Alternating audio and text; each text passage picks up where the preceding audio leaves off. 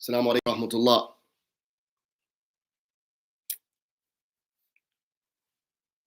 Can you all hear me clearly?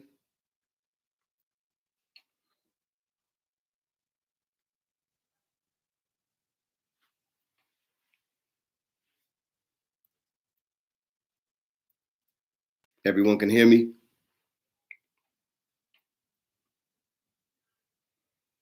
Usually the text messages come in a little delayed. As soon as they come in, I'll get started, inshallah. Ramadan Mubarak. We hope that everyone is taking benefit from these last 10 nights, inshallah. Excellent. Thank you. Let's get started. Of course, this is not a replacement for the Jum'ah khutbah, and you can't pray 2 rakat. You're going to pray 4 of dhuhr, inshallah ta'ala. Wa alaikum assalam wa rahmatullah, Brother Jamshed. Okay, let's get started. Inna alhamdulillah, alhamdulillahi nahmaduhu wa nasta'inuhu wa nastaghfir wa na'udhu billahi min shururi anfusina wa min sayyati amalina man yahdihillahu fala mudilla la wa man yudlil fala hadiya la wa ashhadu an la ilaha illallah wahdahu la sharika la wa ashhadu anna Muhammadan abduhu wa rasuluhu sallallahu alayhi wa ala alihi wa ashabihi wa akhyari wa sallam tasliman kathiran ajma'in wa ba'd. So today I want to talk about the 25% Muslim. So what do I mean when I say the 25% Muslim? So the Quran has 6,236 ayat. And out of those ayat, you have only about 130 or so, approximately 130, that speak directly about details of ibadah, worship. So that's just 2% of the Quran. Okay, so let's look at what we're talking about. The Quran has 6,236 ayat. From those ayat, only about 130 of them speak directly about the details of ibadah, worship. And that's only about 2% of the book of Allah, 2%. On the other end, 1,504 ayat speak directly about al-akhlaq, morality and ethics. That's roughly 25% of the Quran. So when I say the 25% Muslim, I want to talk today about the Muslim who takes that 25% of the Quran, that akhlaq, that moral compass, those ethics. So while ibadah is emphasized, it is emphasized in the Quran. Not too many details are given, right? It's emphasized, but not too many details are given. So why is this? This is because the general command to worship is relatively easy, right? The salah, the rules are really explicit. The fasting, the rules are explicit. The ibadah is not too difficult. Even though we make it difficult, it's not too difficult. On the other hand, what is repeated are the things that humanity needs reminders about, the things we struggle with, al-akhlaq, morality, ethics, standards, principles. Because shaitan, he will cause the son of Adam to fulfill all of the requisites of ibadah, right? And at the same time, violating all of the standards of ethics. And this, my friends, is the Muslim dilemma of the 20th and 21st century. Fulfilling all of the requisites of ibadah while disregarding, dismantling all of the principles of ethics. So Allah subhanahu wa ta'ala is al-hadi. He says what? Inna akramakum indallahi atqawkum. The most noble of you in the sight of Allah subhanahu wa ta'ala is the one who's the most righteous. وَبِالْوَالِدَيْنِ إِحْسَانٍ. He says in another verse, be excellent to your parents. He says in another verse, لَا يَسْخَرْ قَوْمٌ مِّن قَوْمٍ. Don't backbite one another. Don't let one people slander or ridicule another people. Ethics. وَأَوْفُوا بِالْأَحْدِ. Right? Fulfill your promises. So he's saying here, the most righteous of you in the sight of Allah is the most noble of you in the sight of Allah is the one who does the most righteous acts. Be excellent to your parents. One's people don't slander another people. Fulfill your promises. These things are emphasized over and over and over in the Quran at least 1,500 times, which is equivalent to 25% of the Quran when you consider that the Quran again has 6,236 verses. You see, so Allah as Al-Hadi, He has focused on adala. He has focused on akhlaq, justice, morality, right? So I want to give a message to the brothers listening today, and then the sisters. But for the brothers listening today, teach your sons that you have to be a man first before you can be a gentleman. What do I mean? Oftentimes Muslims, we emphasize the wrong issues. And for our sisters, teach your daughters that you have to be a woman first before you can be a lady. What do I mean? You have no control over being born male or female, but becoming a man or a woman is entirely something different. You see, when a young man reached puberty in certain tribes, and I've said this before, they would run him out of his village for a week because he had to learn to live by his own hand. He had to hunt, gather wood, build shelter on his own because it does something in your heart. And then after a week or so, he would walk back to his village with meat and furs and other benefits for his people. And he'd give those things out. And he'd be exhausted. Why? Because today he was a man. Likewise, a young woman, she must learn why she is valuable as a female, emphasizing her intellect, her self-esteem, her virtue, and why modesty enhances all things. You can't just tell her, wear hijab, wear this long thing, look drab, and you're just as beautiful as every other woman out there, but you have to cover it all. And she doesn't know why. She doesn't have any self-esteem. She doesn't have any understanding about her virtue and her intellect. And then when she's able to navigate her identity as a Muslimah in the society, she's a woman. And then she can work on becoming a lady, which is whatever form that may take in terms of her university, her education, her career. That's up to her. But she has to be a Muslimah, a woman, before she can broach that lady and broach that understanding of what true adulthood looks like. So here's the problem. And I emphasize, a lot of times I emphasize the problems because I love the Muslims, and to love is to critique, right? Because to love is to aspire to perfection. So the problem, when I look at it, and Allah knows best, is that the Muslims have built an entire industry around that 2% of the Quran. We said that the ibadah, the verses of direct, explicit ibadah are about 130. But the Muslims have built an entire industry around that 2% of the Quran, those 130 verses. And they have neglected the rest of it, right? You get constant advertisements in email. Sign up and learn 1 year of how to recite the Quran for just $100 a month.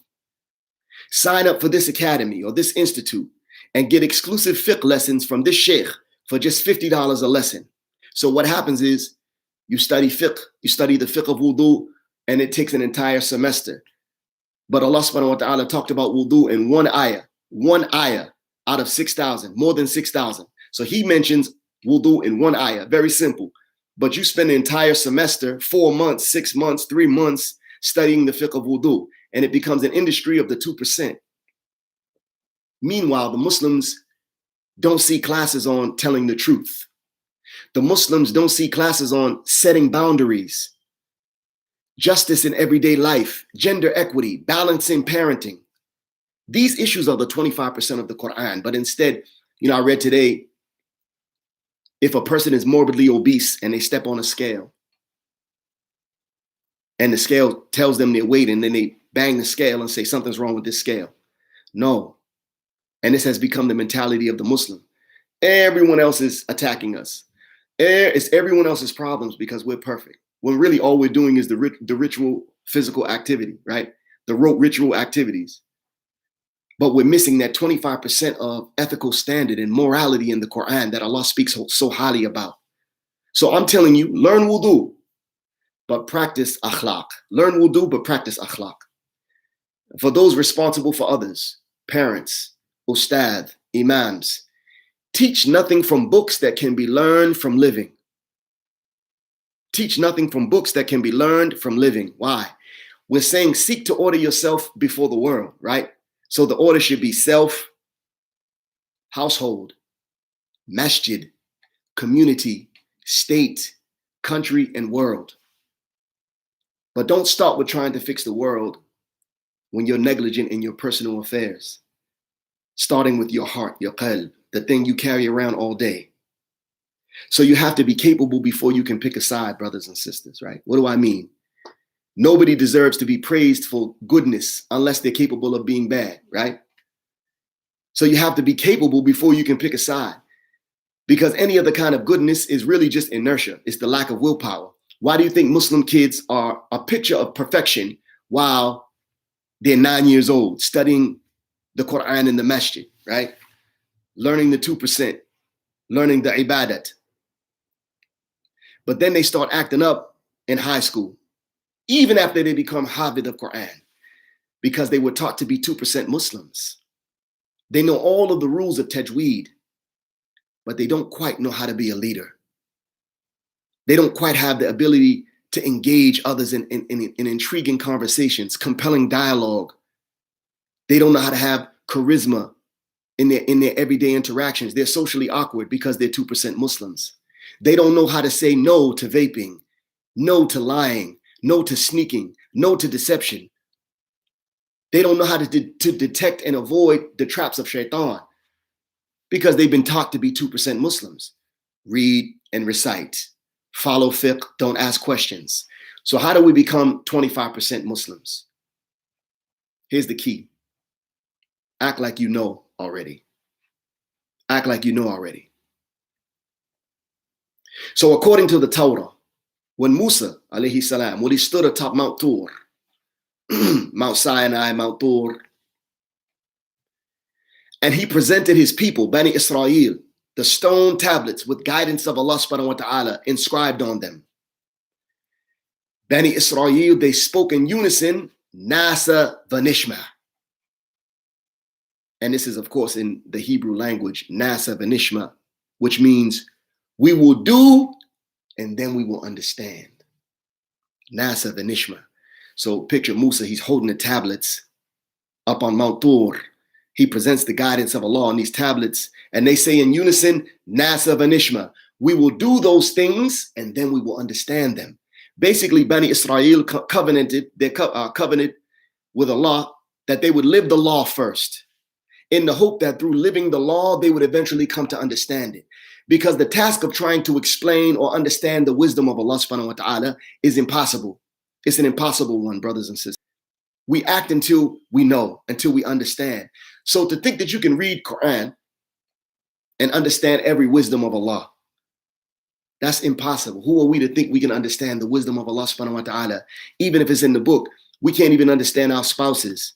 We can't even understand our children, these simple creations. How can we understand all the wisdom of Allah? So when we know that, then Nasa Vanishma, just do it. Ta'budi. In Islam, it's called ta'budi. We hear and we obey. And we're hearing and obeying. We hear and obey the rote ritualistic things, the recitation, but we left off 25% of the virtue, the chivalry, the ethical principles of Islam, 25%.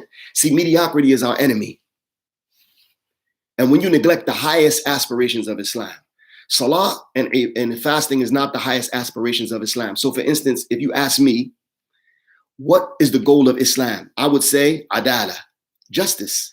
And there's proof in the Quran and from the statements of the Salaf and from the statements of Rasulullah sallallahu alaihi wasallam that the goal of Islam is adala, justice, qist, equity, right? Insaniya, humanity. This is the goal of Islam. And then if you say, what's the goal of Quran? The goal of Quran is to give you strategies to accomplish adala, right? It's a strategy book. It's a guidance to how to accomplish justice. So the salah, the fasting, are mechanisms and tools by which we learn to come up out of those actions and look at the world through the lens of how can I be more just and equitable in my life and in the life of my community. Be on the street acting like a thug or he's hanging with unsavory people. This happens every day. I get calls from parents, not every day, I'm exaggerating, but often enough, I get calls from parents crying, men crying about their sons because they don't know it, but their sons have been taught the 2% of the religion, right? They're 2% Muslims. So this kind of outcome is a tragedy of a fine horse that has been bred for racing, but ends up being used as a pony ride at the kiddie park. So this horse is tied to a pole and people take turns riding him, getting on top of him. His eyes are downcast and his muscles become atrophied, right? Atrophy. And this is the same as the 2% Muslim without akhlaq, without that 25% of the Quran. You see, Islam is liberation from the shackles of this world. It's emancipation from fear of any kind. It's freedom from enslavement to man, and it releases from base desires and low aspirations, brothers and sisters. But it comes with prayer and truthful speech, not just prayer, but truthful speech when you're not praying, fasting and having integrity. Don't forget the 25% of the Quran that your Lord emphasized. Every good that we do, brothers and sisters, is a drop in the ocean. Now, every good that we do is just a drop. It means nothing. But if we don't put our drop in, then that drop will be missed forever. Every Muslim must contribute his or her drop. How do you think it became an ocean in the first place? One drop after another drop after another drop. So you got to contribute your drop. So for instance, in the time of Umar ibn al-Khattab, two men came into his court when he was the Khalifa. Two men came into his court and they came dragging a young boy. So Umar ibn al-Khattab, he said, "What's this?" And so the two brothers, there were two brothers, they dragged this young boy, and the two brothers said, "This young boy, he killed our father." So the young boy, he's being held up by the two young men, and he says, "Yes, but I did it by accident. I ask Allah to forgive me. And I ask this family, these young men, to forgive me." He said, "You see, my camel used to wander onto their property. And one day their father took a rock and threw it at my camel and hit my camel in the eye and caused serious damage to my camel. So I got mad and I picked up a rock and I threw it back and it hit the father in the head and the father died. I didn't mean it. I asked Allah to forgive me and I asked this family to forgive me. I didn't mean it. It was a mistake." So Umar, he said to the two brothers after hearing this story, he said, "Will you forgive him?" So the two brothers, out of their own anger, they said, "No, we want retribution. We want payback. We want revenge." So Umar, being in a position where he was, enforcer of the law, he said to the young man, "Well, it has to be this way. So do you have any last requests?" So the young man, he said, "Yes, I have a young brother. I do have a last request. I have a young brother.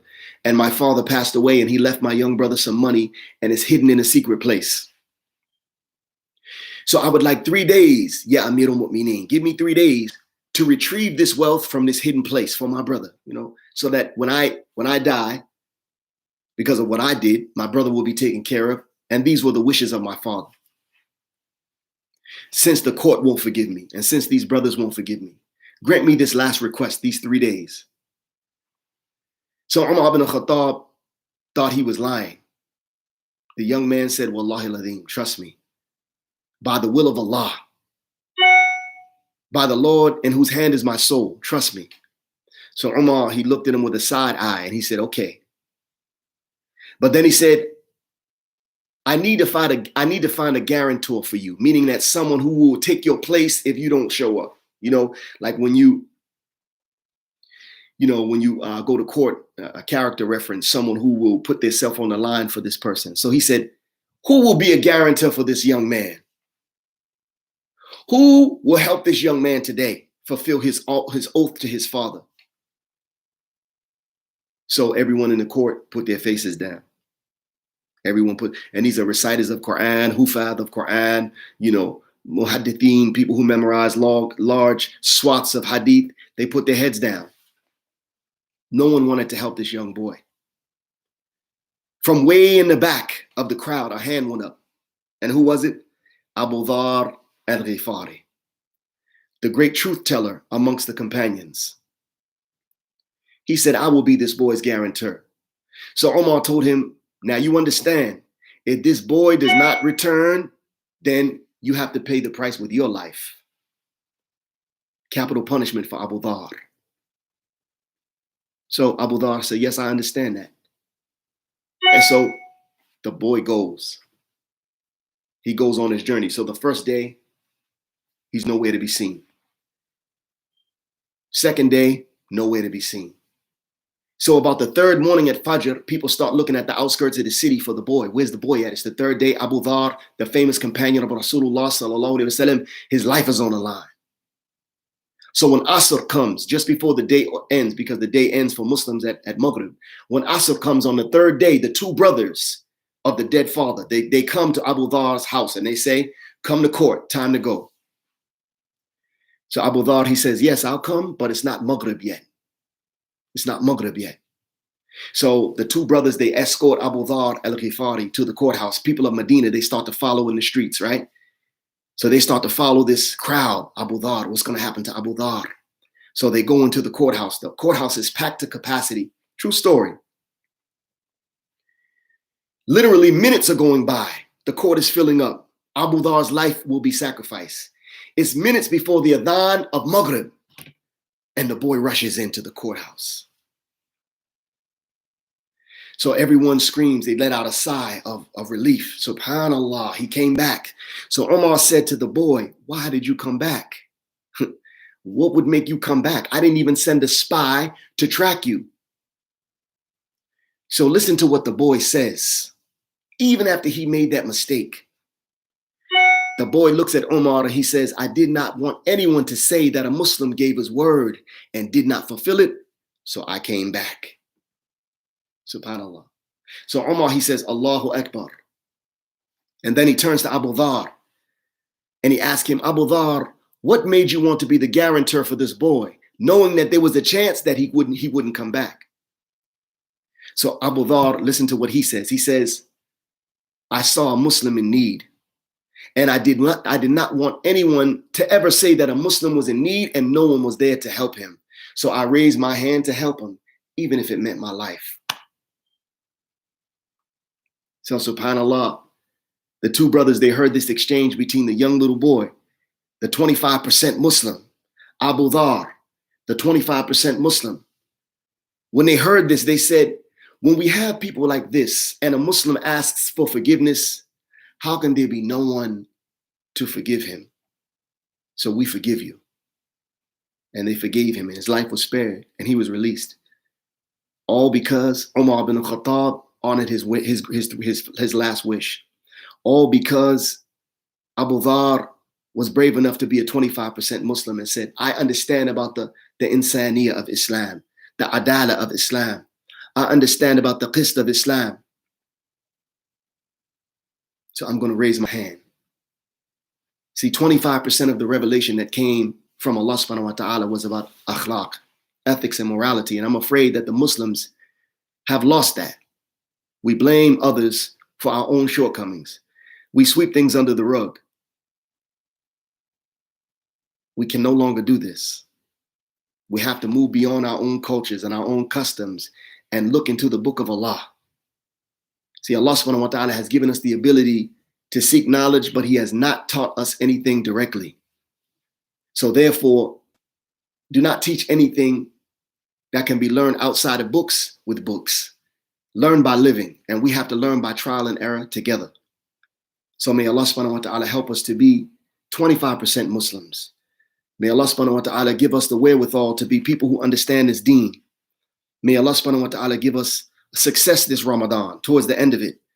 May Allah subhanahu wa ta'ala grant us Jannah Firdaus and let us be those who are vicegerents of justice on earth. And may Allah give us success and let us leave Ramadan better than how we left it, purified and sincere. Ameen. Jazakum Allahu khairan. Jazakum Allahu khairan. Wa alaikum assalam wa rahmatullah. May Allah accept. Barakallahu fikum, my dear respected brothers and sisters. Ramadan Mubarak. Inshallah ta'ala. I'll see you again soon. Maybe I think next Friday and maybe before then, inshallah ta'ala. Take advantage of these last nights. Take advantage of this last time with Allah during this special moment. This moment may not come back around. We may not be alive next year. Only Allah knows what the future holds. So may Allah subhanahu wa ta'ala bless us and keep us sincere to Him and keep us truthful with one another. Ameen. Assalamu alaikum wa rahmatullah.